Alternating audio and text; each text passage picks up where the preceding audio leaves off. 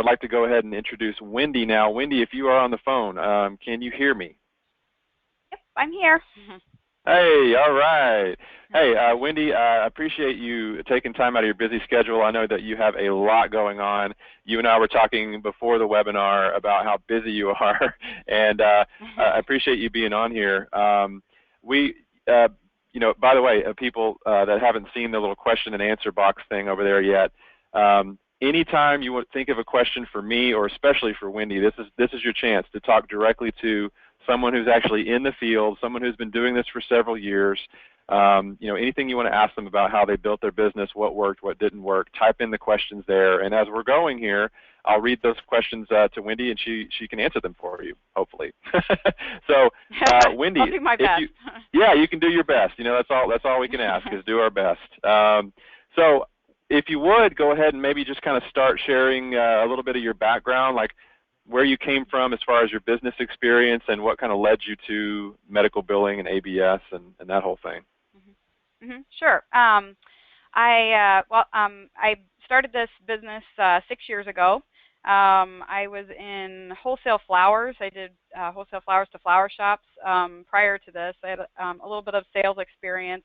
I had no medical billing experience at all.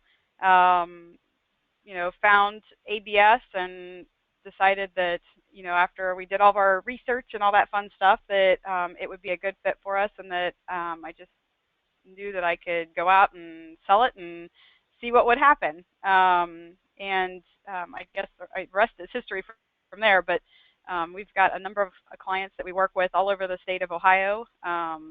We've got a number of different providers and practices and stuff like that we work with. It's been a lot of fun. It's been very rewarding having your own business and that type of thing. So it's been fun. It's been a lot of fun. Yeah, and I definitely want to get into the clients that you have and where they're located and all that kind of stuff. But I would like to know, were you looking at all kinds of other different business opportunities, franchises? What were you just kind of seeing, you know, everything? What were you looking for in the beginning? We originally, in the beginning, we had, just to give you a little bit of an idea, we brought our son home from Russia. When I came home from Russia, he was obviously extremely sick. We were in and out of the doctor's office constantly, and my previous job, it was wearing very heavily on them, me being out of the office as often as I was. And we had looked at things that I could do differently, that I could run out of the home. My husband, he's a techie guy, so he was on there looking all over, trying, you know, throwing ideas out and stuff like that. But honestly, with the medical billing, ABS was the first one that we looked at, you know, really liked the way that everything ran. And the best part is that, you know, anything new that comes along, you're able to offer it. They have a lot of lines of revenue that you can tap into, and, you know, if you don't like the medical billing portion of it, you can do something different, collections or whatever. And that part of it we really liked, because it was, you know, you didn't feel like all of your eggs were in one basket. And, you know, everybody that we talked to had great things to say about it, and I just knew that I could do it. And I said, I know I can do this. I know I can learn this, and so that was pretty much it. We went to the training and stuff like that, which I highly recommend if you do sign on as a licensee, because you will learn a ton of stuff while you're at the training. It is definitely worth the time to go to that. Yeah, and we've actually added, I think, several different sections. I'm sure that you have, because it's been a while since I've been there, but I've talked to a couple newer licensees that have come on, and I talk to them about the training and stuff like that. I'm like, oh, that's great that they offer that now. They have computers. You actually get onto the computers and show you how to actually do things on there. So that part is awesome. But as far as like when I was there, learning things and picking up things, if there was something that I ever was nervous about, I mean, you guys were right there with a phone call, an email, or anything, to help me get my first account and get going from there. So they've been amazing to work with. Well, great. I'm glad to hear that. I'm glad to hear that. So one of the things about choosing ABS was you like the multiple revenue streams. And I guess you probably were attracted to the no royalty fees at all. What about the fact that we didn't restrict any certain territories? How do you feel? How did you feel about that was obviously the other thing. I mean, you start looking at a lot of the different reasons, why you guys are better than everybody else. And I mean, I have no restrictions. If we can bring on a client that's in Hawaii or Florida or wherever, I don't have the restrictions of any of that stuff. And being in the technology age that we're in, I mean, I could have a client in another state and it wouldn't matter, because the stuff that we do, I don't physically have to be sitting in their office. I could literally be on the moon if I had internet service and do billing. And for some of my providers, they get that. I do have some of them that, I have to keep telling them, you're still, it doesn't matter if I'm physically sitting in your office or if I'm sitting on the beach or if I'm sitting in my office, you're still going to get paid. Your claims are still going to get processed.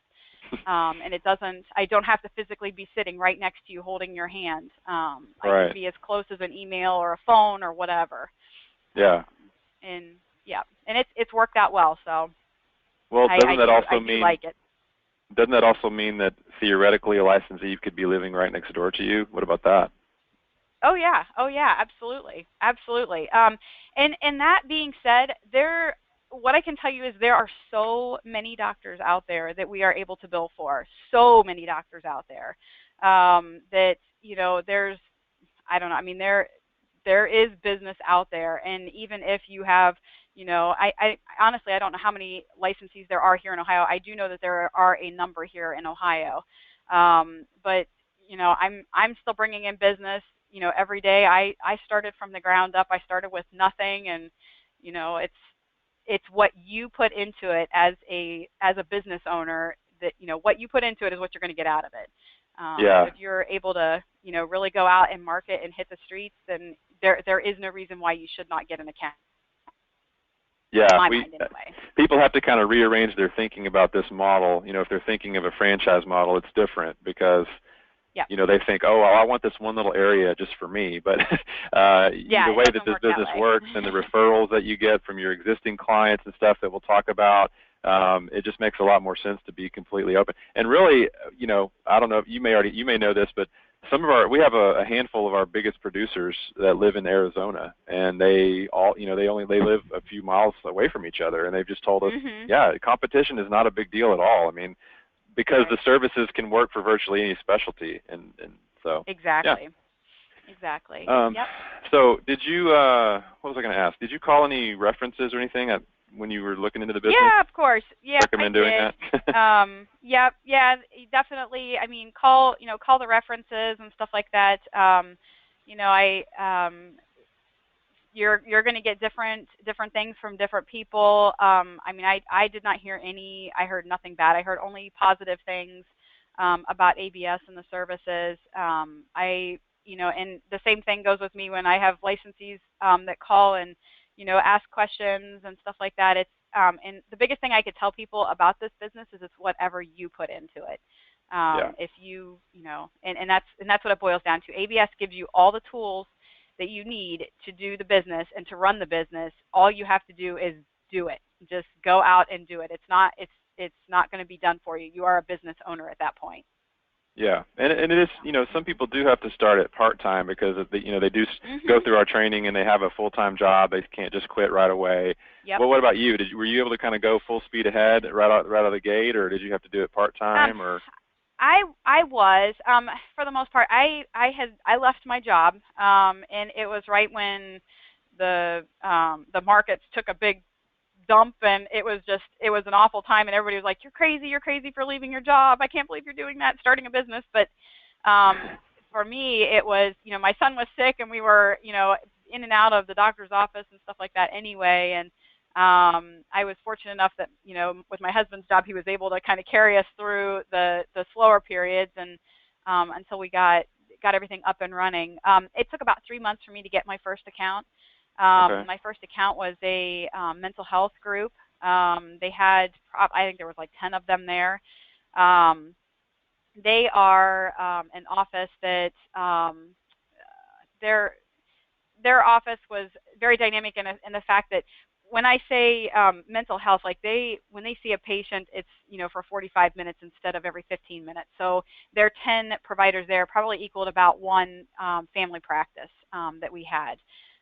It was a decent sized account. Obviously, I learned lots from that first account, as everybody does.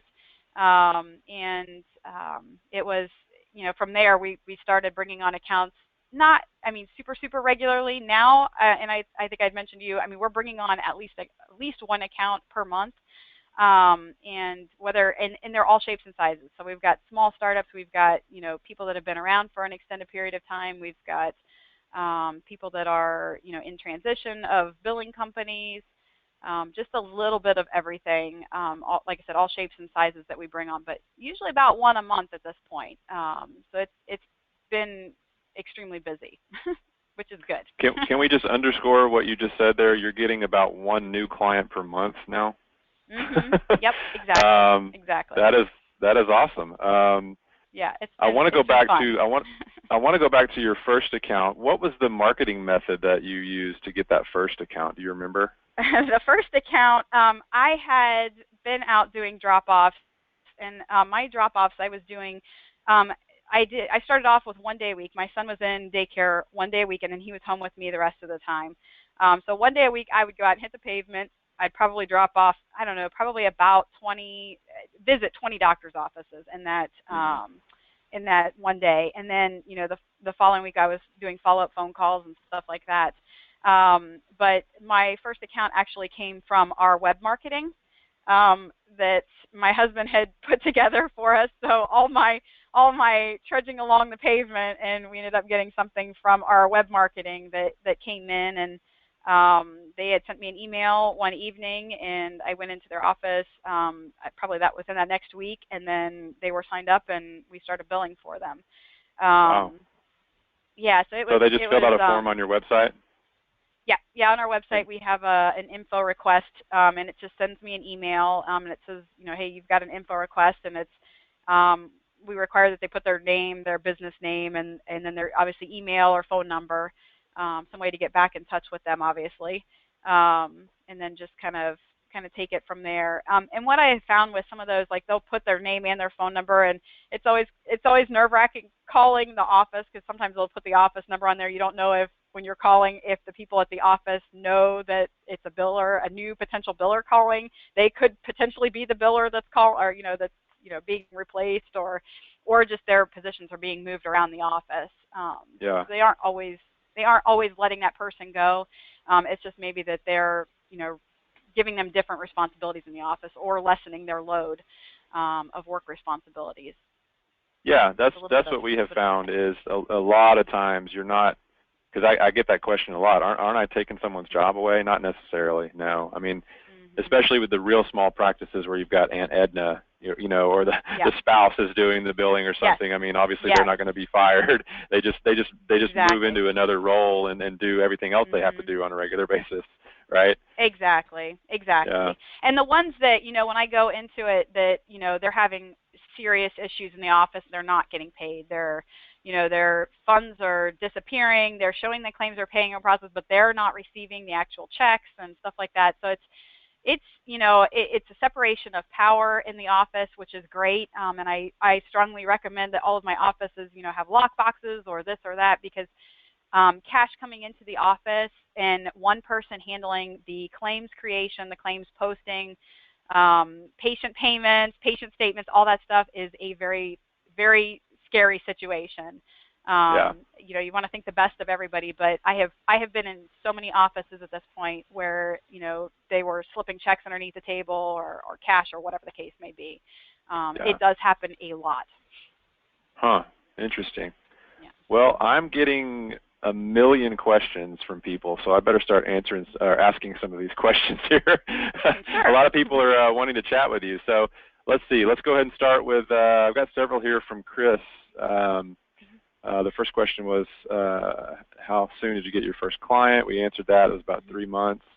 How many claims did you process for that client? He wants to know. I would say in a month's time, I was probably goodness, I don't know. It was probably about 30 to 40 per. I would say about 100, maybe about 100 a month. It might have been a little bit more than that. I honestly, I can't remember. I know they had about 10 clients that were, or 10 providers that were working there, and they probably saw on average, I don't know, 5 to 6 patients per day. And they were, some of them were full-time, some of them were part-time. So it was kind of all over the place. I would say on average about 100. Okay, and you were managing all those yourself? You were actually processing the claims yourself? Oh, yeah. Yeah. Okay. To be quite honest, I could probably handle, I don't know, depending on the size of the office, I could probably handle, I don't know, probably up to 5 accounts if they're full-time, like family physicians. I could probably easily handle 5 full-time accounts, no problem at all. Okay. Chris says, are you still working out of your home? No. I worked out of my home for probably the first, I would say first 3 years. And then I moved into an office when I brought on my first employee. From my experience, I had her working at home for a while, and it didn't work out. So I opened up an office, and I don't have like a, you know, it's off the beaten path type office. I don't have any, you know, foot traffic or anything like that. My mailing address is truly a mailing address. I don't have our business address listed, or I'm sorry, our physical location listed anywhere. For HIPAA reasons, that's perfect for that reason. Yeah. Okay. Let's see. Dwayne says, how'd you get your first client? Hopefully we answered that one already. How long was it? Susan says, how long was it before you got your first client? Let's see. How many employees do you have? So how many employees are you at now? Currently, we've got 6 people in the office, and then I have one outsourced person that works for me, and she's actually in the Philippines. She is full-time with me and has been for she's been with me for 3 years now. She's amazing. So you said one person, one of those staff people could effectively handle somewhere around 5, 6 clients, something like that? Yeah, easily. Now, depending on the person, you've got some people that are faster than others, but I would say on average, we give each one of our employees about 5 accounts, or roughly 5 accounts. Yeah. Okay. I mean, yeah, you're right. I guess it depends on how much experience they have and training and all that. So, yeah. Yeah. Because I mean, I've understood it to be, we've had licensees that have trained just like a friend or a family member or their college age, daughter or son to do the work, and they can learn the basics in a day. Oh yeah. Yeah. It's definitely not rocket science. I mean, anybody can pick it up. If you have any, all you need is drive to do it, and to sit down and say, okay, I have a problem. How do I fix this? You put your sleuthing hat on. We are definitely like 007 in here, trying to figure things out and figure out what makes the claim pay and process. The ultimate goal is to get the provider paid, which in turn gets us paid. Kathy is asking, how long did it take for you to begin to see a profit? Isn't it about 30 days after you start billing, or? Yeah, for the first account, because it takes about 30 days exactly for your claims to process through insurance. So, once your claims process through insurance, you're obviously that next month you're going to be sending your provider an invoice. Overall, for me to pay the business back, our fee to ABS, it was 1 year. And I know it was 1 year because I had to put it on a credit card with 0 interest for 1 year. And I said, that credit card will be paid off by the end of the year. And it was. I reached my goal on that. So I had it completely paid off in a year. So you just said what I tell everyone is an ROI in about a year. Yep. That's awesome. Which is what about, let's see, Kathy, okay, we got that one. A lot of people wanted to know how you got your first client. Hopefully we answered that, Donna. Hi, Mark. Mark is listening in. Let's see, Chris is asking several more questions here. Says, what level did you purchase? I'm not sure what that means. How do you go about prospecting? So we talked a little bit about your marketing methods that worked for your first client was basically just from your web form on your website, which, by the way, everyone listening in, when you become a licensee of the company, you get your own website right away. We get you up and live in about 24 hours. and we can work with you and help you with optimizing the site for SEO and that sort of thing. We can yeah, talk about that. But so I guess what are you doing now for marketing? What are your preferred methods? What's working the best? How's that going now? Yeah, right now our marketing, obviously word of mouth from our current client list is where we get some, and then also our web marketing. I mean, that is honestly where I get probably, I don't know, I would have to say probably 80% of our business, 85% of our business, and those my info requests come in all day and night. They are like I said, they're coming in all day and night. So you know, in the middle of the night, you'll get an info request that comes in from a provider that's probably sitting there looking at his billing, going, "What is going on here?" And it's just nice because they can send that, and it's, you know, we'll get back to them the next day and get it taken care of. Yeah, great. How about this one from Mark? He says, do you do a lot of cold calling? How have you done lead generation and even get the physician's time for appointments to discuss moving from some system that they already have or even a competitor's? That was a lot in one thing there. So to get time with the providers, I mean, it is so different. I mean, each provider's office and each provider they're so different. I've got some providers. One of them that we have, I just happened to be out like physically marketing, which I don't do very often. I'm hoping to eventually do that again more often. But I just happened to walk into his office one day and he's like, "Hey, can you come back here and talk to me real quick?" He's like, "Yeah, I'm physically actively looking for a new billing company. My billing company's not getting things taken care of." You know, same story that you hear from a lot of providers. So I mean, I walked in the door and just happened to get to talk to him. That doesn't happen all the time. Some of the time it's you walk in the door and it's, you know, you're dropping off information and, you know, call back later, you know, with an appointment. I could tell you with the web marketing, usually, I shouldn't say usually, most of the time it is the doctor themselves that is sending me a message. And when I call them back, I'm calling their cell phone directly. So, I mean, it's kind of, I've already got an in, obviously. They're interested and they contacted me. So it makes it obviously much easier to get in the door there. I do have somewhere, you know, we're meeting with the office manager or whatever the, you know, whoever's running the office at the front. And it's just a matter of, you know, finding out who it is and getting in front of them and saying, you know, this is what we have. We've got information here. But as far as cold calling, I honestly haven't done cold calling for quite a while. Once I get myself back into where I'm out marketing full tilt again, then, you know, perhaps I'll do that. But I haven't, knock on wood, haven't had to do that for a little while. Yeah, it sounds like you've got plenty of business and interest without having to do that. Yeah. Yeah. So what was I going to ask you? Have you seen? Would you say that there's been any kind of increase in interest in what you're providing based on all the stuff that's going on in the industry, new payer models, new medical codes, meaningful use, Affordable Care Act, all that stuff that's going on? I mean, would you say that there's been an increase based on any of that? I have had some providers that have contacted me. I have one that we're working on right now, and their old billing company is basically told them, "We're not supporting ICD-10, so you're going to have to find a new billing company," which to me is crazy, but wow. Great. I mean, that's great for me. But I've heard, you know, my system doesn't support ICD-10, or they, you know, want me to pay all this extra money to upgrade my system.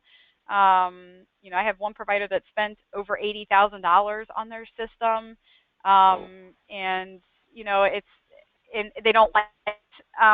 So it's, you know, it's like you wish those people would have contacted you or just reached out to anybody out there before they had spent all that money, because it's not even a web-based system, and it's web-based system. I cannot begin to tell you how nice a web-based system is, because you can give the provider access um, to their billing system. They can see everything that goes on, and that is a huge selling point with providers, because so many times we get clients that, you know, they say, well, my current, I don't know what my aging is, I can't get in to see anything, they won't give me access, they won't give me reports, which makes it really hard for the office to function, especially if there's issues. Yeah. We've had some of those accounts where we've tried to go in and clean up the mess, but we really don't know what's truly outstanding because there is no online system that they can access. Yeah. And I know Mark's asking another question about why do they switch, and I know Mark, I've talked with him offline. He's a software guy, and so I guess, you know, talk a little bit about what you and I were talking about earlier. It's not always necessarily a switch to our iClaim system, but they continue using a system that they may already have, or you use the system for them. So he's asking, what is your unique value proposition that got them interested and willing to make the investment to go with you? It's the fact that you clean up the mess, right? Yeah. Yeah, exactly. We get them paid, and you know, usually if they're in a situation like that, I mean, I've had some providers that have been hundreds of thousands of dollars in the hole with, you know, Medicare or whatever insurance agency, you know, it may be, where they've done takebacks or anything like that, and you know, walking into that situation, the office is extremely stressed out. They're, you know, they're on the verge of closing their doors and, you know, that type of thing, and you're going in to, you know, help them and get them paid, and that first check that they get, they're so excited about that. I've had a doctor's office that for years, I honestly truly do not know what his biller was doing, and nor do I know how he was even keeping his doors open, because we went back through and I'm like, these don't look like they've ever been billed, we haven't done anything. I'm like, we're just going to push everything back through and see what happens. And he was getting, you know, $20,000 and $30,000 and $40,000 checks each check that came in from insurance. Just from old stuff that had never, ever been billed. And you know, that was just the stuff that we could go back and collect on that hadn't met timely filing. But you know, you see all kinds of crazy things, and you know, you want to think the best, and I'm sure they want to think the best of their employees, but they honestly, truly don't have time to. Most of them don't have time to manage their employees and make sure that they, you know, the claims are getting processed, that you know, they're doing the work that they're supposed to be doing on the back end and actually collecting on those claims. And how we sell our service to clients is, you know, they're like, well, I can submit the claims. Why do I need you here to, you know, help me? I can submit the claims. I can post payments. But what they're paying us for is actually following up on those claims that do not get paid and do not get processed. That's ultimately what our goal is and what our responsibility is. I mean, you know, insurance can take 1 and 2 claims out of, you know, the 100 that you may send in and say, oh, let's just brush those under the rug and forget about those, whether it's intentional or not. But all those over time, they add up. And so many of the claims, you know, if you have a employee in the office or even an outsourced billing company that they're not following up on claims, that is money that the office is not going to receive. And whether just need notes, they just need a little clarification, there was a modifier missing, whatever the case may be, that's ultimately what they're paying our service for, is to collect on those claims that otherwise would go uncollected. Now, let me ask you this. Were you on a lot of those claims that were old claims that were denied previously before you started with them, were you able to charge more money going back and finding money on those? Yes, we do. Usually it's based on a percentage, and I'll charge a couple extra percentage on the old stuff, just simply because we resubmit all the claims, and then you kind of let it filter out from there to see what's denied, you know, what's been sent out or billed back to us as a duplicate, or you know, and on those, I mean, you have to either pick up the phone or you can get onto the insurance portal to find out the information. So you have to do a little bit more work on those to actually find out, you know, if that doctor was paid on those claims or if they were not. So yeah, we do charge a little bit extra on a cleanup type situation. Yeah, that makes sense. That's a big part of, you know, licensees when they first get new clients, is they have to go in and help clean up the mess that the previous biller or billing company created, and and Yeah. ABS helps you kind of navigate through that and do that for them. But I mean, do you have any figures on just like overall revenue increases for doctors? I mean, I know that's kind of tough, but like, like we had a licensee tell us they increased 30%, annual revenue increase. Mm-hmm. Yeah, I mean, I would say that's, very, very true. I mean, I guess if you had to have an average, a lot of it, again, depends on the client. Like, some of the ones that we had that, $500,000 in the hole with just Medicare, and now they're, one of the biggest agencies here in Columbus. And, to go from making nothing and just, they have tapped out their savings account, their kids' college funds, I mean, everything, trying to keep their doors open, to now they're, taking vacations almost every week and, hardly ever in the office and, vacationing or here or there or wherever. But, that's, I mean, for that account in particular, I mean, it was a substantial increase Wow. to go from negative to very positive. Yeah, I mean, we sometimes we joke about the denied claims that are sitting in a drawer somewhere or on a computer somewhere. Yeah. We call it the Porsche Drawer. That's what my dad likes to call it, because when you find all that money, the doctor has all this extra money, he could buy a Porsche or go on a vacation or whatever. Yep. So, yeah. It is very, very true. Very true. Yeah. I actually talked with our director of support, Steve, the other day, and he was telling me that there was a licensee just signed a new client. They went in and looked at their existing AR, and it was $11 million. Wow. $11 million in AR, outstanding receivables. Wow. And you just think, how does it get that bad? How is he still? Yeah. How is he still operating? I don't know. I don't know.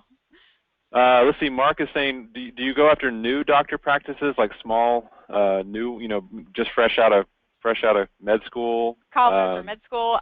Yeah. I'll work with them and credential them and contract them with insurance and stuff like that and get them set up. It's not something that I actively go after. If they contact us, I absolutely will work with them. Obviously, the biggest thing that you want to get is you want to get an existing client that has, an existing practice, and that way you're able to get lots of revenue right off the get-go instead of waiting for them to grow their business. Okay, so you just mentioned another service that you provide called Credentialing. Can you sum that up in like 30 seconds? What is Credentialing? Sure. It is setting a provider up with insurance so that they can bill insurance, become an in-network provider. Yeah. So you charge like a flat fee for that? Yeah. And a lot of it depends on if they use our billing service after they credential, which most of them will. We'll give them a little bit of a price break. If not, then we just charge them our, whatever our fee is for credentialing. And it's just basically filling out forms is all that it is. Communicating back and forth with insurance and just forms. Most providers have what they call a CAQH online. It's basically their resume online. I have a provider give me access to that site so that I can go in and pull all the information. It's got it's again, their resume online. All their personal information and work history and stuff like that. We just go and grab that and start filling out forms and send them in. It's just a lot of paperwork that doctors don't like to do. It's a lot of paperwork. Yeah. Exactly. Yep. Okay. Yeah, and so that's not even one of our primary services that we market that the people on this webinar even know about, but it's just nice knowing that this business, you can do whatever you want with it. You can offer other services that we don't even have on our main product offering, but we do have credentialing experts like yourself and like other people who could help licensees if a doctor asks them for credentialing. We could help them get it done. So basically, when you become a licensee, we tell you if a doctor asks you if you can do something for them, your first thing that you should say is yes, and then you go home and call us and say, what in the heck is this doctor talking about? Can you help me do this? Exactly. And then we help you. Yes, exactly. Nikhil is saying, what's that? What was that? What, are you talking to me? I didn't say anything. Oh, okay. So Nikhil is asking, okay, so you said you have 6 staff people now, is that right? Uh-huh. What about total clients? What are you up to now? I mean, do you even know the number? Off the top, I want to say, I think we're probably in the, 35 40 range, something like that. Wow, that's awesome. Okay, hopefully that answers that question, Nikhil. Mark, is the website something you do on your own? Yes, ABS helps you get your website set up. We have web templates that you can choose, and we can get those up live in 24 hours to get you started. Laurencio is saying, what is the most effective type of marketing? We talked about that. We talked about direct contact, web marketing. Have you done much just networking, going out and trying to build like referral, Yeah. strategic partnerships with people in other industries? Have you done any of that? I haven't done any of that. I have done. I was a member of a networking group here. I'm obviously a member of the chamber, the local chamber in the area. And the networking group I was in, I actually just recently left the group. It's my Fridays were getting extremely busy, and I didn't have enough time to get over there and still get through my day. But I had been in that group for, I don't know, 3 years, 4 years, something like that. And I am, still very close to all of them. Everybody refers business back and forth, and so I have received a number of clients from that group as well. But it's just a local business group. Yeah, that method has tend to work really well for a lot of licensees, yeah. And that's one that we talk about a lot in the training class. How to you don't go to those things looking for doctors. You look for people who can partner with you and refer you. Exactly, and you never ever know who knows who, and who can get you into where. You'd be surprised sometimes. Dwayne is asking, what is the name of your business? I think he may be wanting to make a phone call to you of some sort. What is your company name? It's Executive Revenue Solutions. Okay. And yeah, Dwayne, we'd be happy to share Wendy's phone number offline with you. I think you'd be willing to take some phone calls, wouldn't you? Sure. I just put you on the spot. Nope, that's fine. That's fine. Okay, and he's also asking about that HIPAA. You mentioned HIPAA concerns regarding your business address. What is that? What were your concerns? Oh, honestly, with that, it's not a concern as far as putting your address out there or anything like that. But just so that we don't have patients that may stop in, they're angry about their bill, and it makes it safer for everybody. And it's because of the nature of the information that we work with here in the office, anything that I can do to prevent anybody getting a hold of the information that should not get a hold of it is, in my eyes, good. Yeah. So it's just that, and honestly, if you ever move locations, which, a growing business, you're going to move offices probably regularly. Obviously, you don't want it to happen too often, but it happens as you grow. You grow out of a spot and you have to move to another one. Instead of resetting up all of your information and all of your address information, get a box at, UPS store or wherever that has a physical address on it, so that you've got a home base and your mail is always going to go to that address, and you don't have to go and reset everything up. Just a business tip there, because that would be quite painful to have to do that over and over. Yeah, for sure. Let's see. Nikhil is asking, what's the average dollar amount per claim? That's probably all over the place, right? Yeah, it is. A lot of it, we've got some accounts that we're billing a set dollar amount per claim.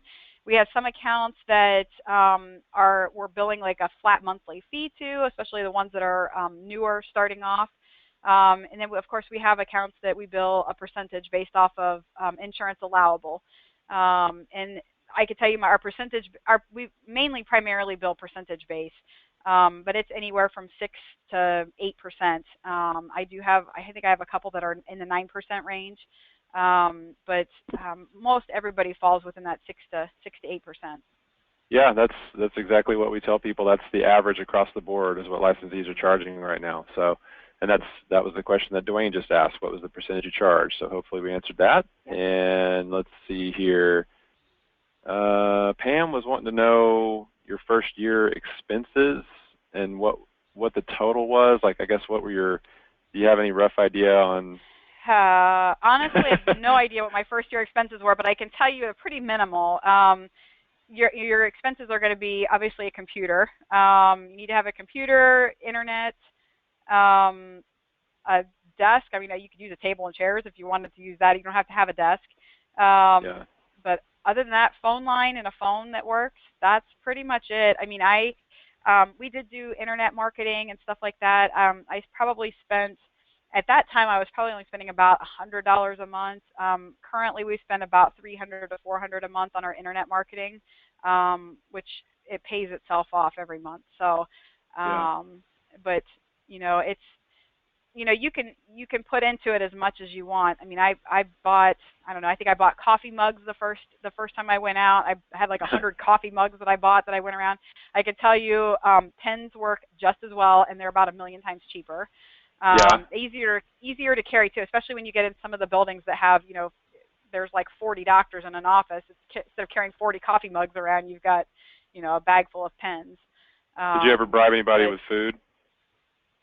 I went and I took lunch to one office, but I'll be quite honest, like most of the time it was just going in and dropping information off about, our billing services, and obviously I have met doctors, at lunch or whatever, and we've done that, but not very often. We don't have to, do that very often. Well, some licensees will is like along with the coffee mug or whatever, they'll have it filled with chocolate or something, like candy. Yeah, we've done that. We've done. You guys had like a great idea, and I got so many compliments on the prescription bottle with the candy in it. They love that, and that was just like I got so many remarks and stuff like that on that. So you're giving away our secrets. That was like nothing. Sorry. You're giving away our secrets. No, I'm just kidding. David is asking, have you ever had to convert a client from another billing system, and how long was that transition? Is that a difficult thing to do? A lot of it just depends on the billing system they're moving from. If it is a system that we can easily access and pull the files that we need, on the backside, it's not a problem. I have been on and have had to transition a client that was on the oldest system you could ever imagine, and we had to manually print all the pages to a PDF, and then I had basically a data entry person that just sat and entered names and insurance information for probably, I don't know, I think it took them like probably a month to enter it in. This was a practice that was, extremely established and had been around for quite some time. So we had an exorbitant amount of information to transfer over. And if that's the case, obviously you're billing them for a pretty hefty setup fee. So definitely ask those questions when you're meeting with the doctor at the beginning. That's part of that needs analysis that we taught you how to do, right? Yes. Yes. Yeah, the practice analysis. Yeah. Okay, great. Let's see. Steve is asking, how did you learn to do coding? There are so many different classes in school to learn coding. Not good to make a mistake. Yeah, we do not do any of the coding for our offices. If they have questions and they want to bounce something off of us, because we've been doing this for so long that, I am pretty savvy, I guess, when it comes to coding at this point. I can at least find the answers if I don't know the answer to it. But our offices do the coding for us. The doctor's office sends, the doctors do the coding, and or whomever they have in their office that's doing the coding for them. They just send the claims over, and we basically process the claim for them and make sure they get paid by insurance. So you don't have any certified coders on staff? No, I don't. I can tell you, we've had certified coders in the past. I've worked with an outsourced company that could code for me. So if they absolutely want it and absolutely need it, I can get it for them. And obviously, we would just charge them a fee for that. Jeff is asking, and I wanted to ask this too, if you're concerned with it. How many competitors are there? Are you concerned with competition in your area? Have you run into a lot of other billing companies? What's been the deal in your area?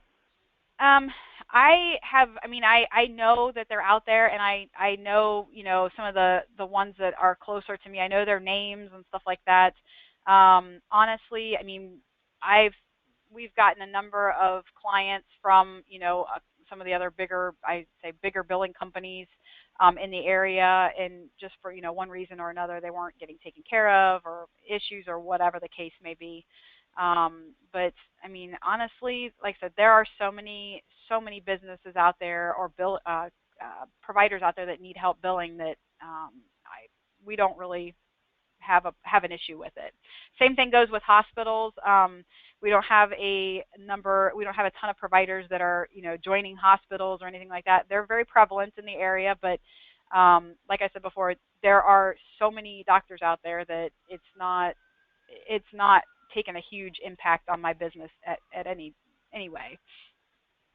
Yeah, that's a good point to bring up. I get that question a lot. Aren't all private practice doctors just giving up and going to work for a hospital? So you say that is happening, but there's still so many in private practice it's not a big deal. And I have I have a number of providers that have left the hospital and then go out on their own to start their own business. So it kind of goes both ways. Were they unhappy with the arrangement, the hospital arrangement? Yeah, whether it be their pay, whether it be, the demands that the hospital was requiring them to make, or there's a number of things, but that's what we have seen, that there's been some here, there's been some up north in Cleveland area. So pretty much I've seen a number of them leave the hospital setting and move out on their own. Yeah. I haven't had anybody leave our service to go to the hospital, I can tell you that. Oh, that's good to hear. So we're doing something right, I guess. Yeah. Let's see. Man, I've got a whole bunch of questions here. I think we're going to run out of time before we get to the end. A couple of different people have asked, and you and I talked about this earlier, how is your work-life balance? And Chris is asking typical workday /hours. So you want to talk about that? Yeah, my typical workday, when I first started, I was 1 day a week, and then it's progressed up to that. I am a bit of a workaholic, and thank God for my kids and my family or my husband, because I would probably sit and work all the time. There is always something to do. There's always another claim to be called on. There is never a time where you have idle hands, for sure. But the great thing about it is, if I feel that it's too much and that I can't do anymore, you just stop taking clients or you bring on an employee. Most of the time what we do in here is just bring on a new employee. I don't think I've ever turned down a provider as far as their business and stuff like that. I could not imagine doing that, but there are people out there that will do that. In my mind, you bring on another employee and continue on. Sure, yeah. So you're just going to keep bringing on clients until you just go crazy. Is that what you're saying? Yep, pretty much. Well, grow it big and sell it big, right? Yeah, hey. That's my motto. Yeah, there's licensees that they want to build a business as big as you have and sell it and move on to something else at some point. We've had people that have grown their business very large and then just decided, hey, you know what, I'm going to sell some accounts and I'm going to scale down and just kind of semi-retire and not work that hard, and it can go that direction too. I mean, there's no restrictions on what you do with it because it's truly your business. Yeah. Exactly, and that's the best part. So all of your clients, what type of specialties? Susan is asking, do you have any others other than physicians? Yep. Is it all over the place? Yeah, it's all over the place. I've got surgeons, I have regular physicians, chiropractic, mental health, schools, home health care. I have a little bit of everything. At one time, shape, or form, I have probably billed for whatever specialty out there. There's very few at this point that we have not billed for. OBGYN,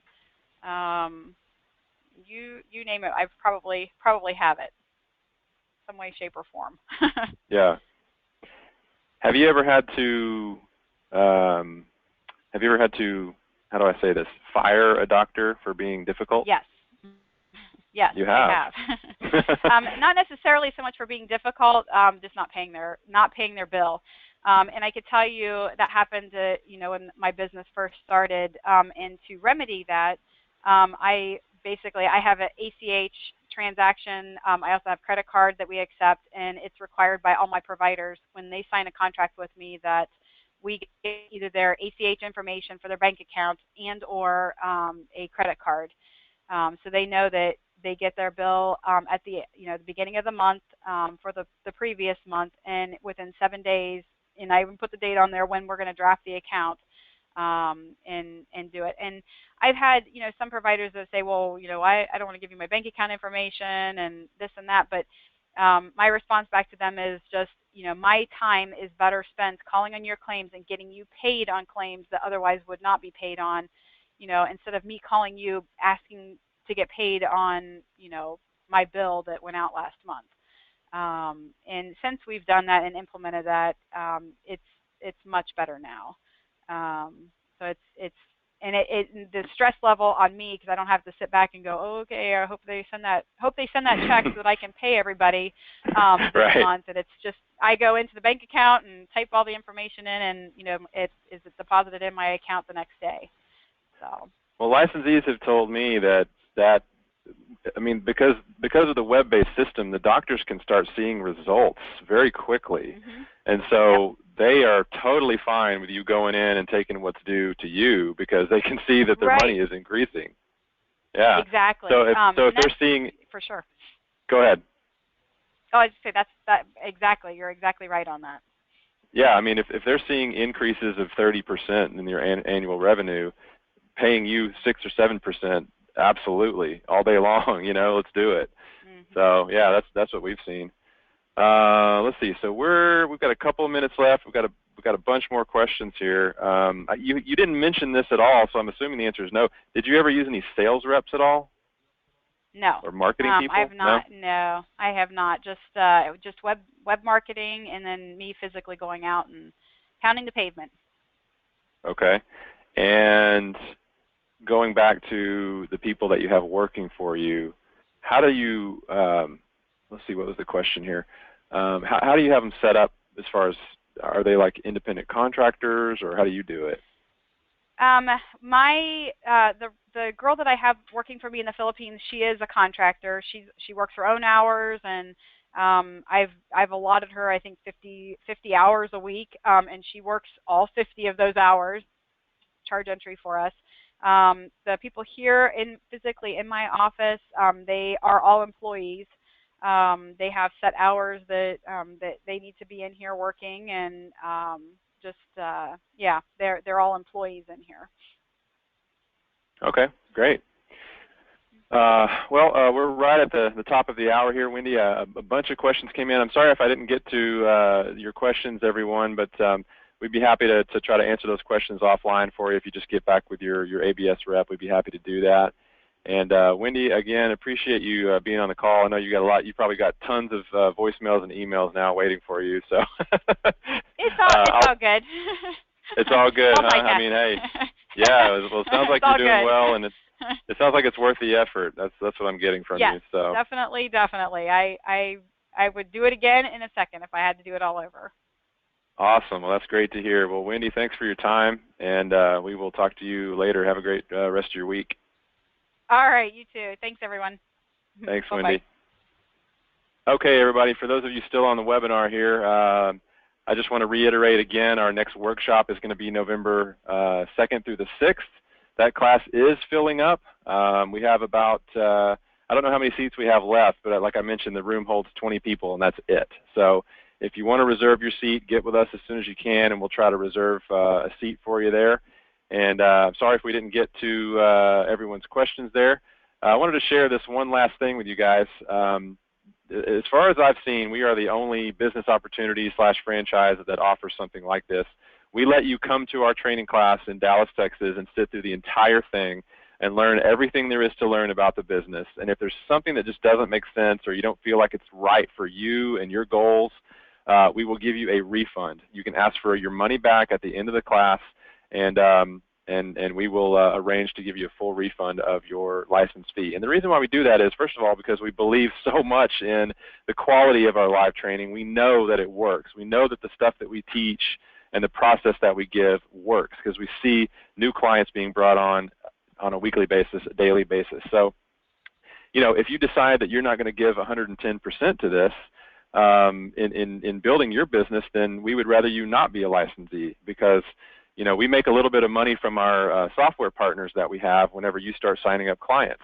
So we have a vested interest in you signing up clients, and that's why we give you all this different support and all these different things that we do on the upfront end to get doctors interested in working with you. It's very much a win-win situation. So anyway, thanks everyone for being on the webinar today. We will post a recording of it shortly, and we can get that sent out to you if you'd like to check that out. And everyone have a good rest of your day. Thanks. Bye-bye.